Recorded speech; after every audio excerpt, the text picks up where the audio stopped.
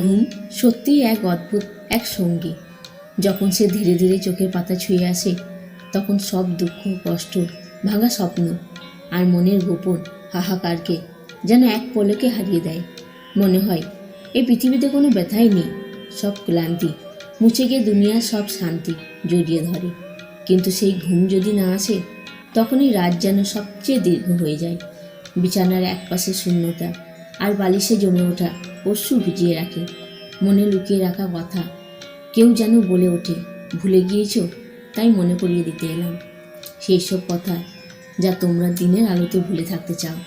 না বলা কবিতার লাইন, সব কিছু একে একে ভিড় জমায় হৃদয়ের দরজায়। তখন ঘুম আর ঘুম থাকে না, হয়ে ওঠে ভাঙা স্মৃতি, অসম্পূর্ণ গল্প।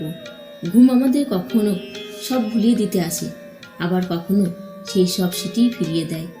কখনো কখনো ঘুমই আমাদের সবচেয়ে বড় প্রতারক, আবার সবচেয়ে আপন সঙ্গী।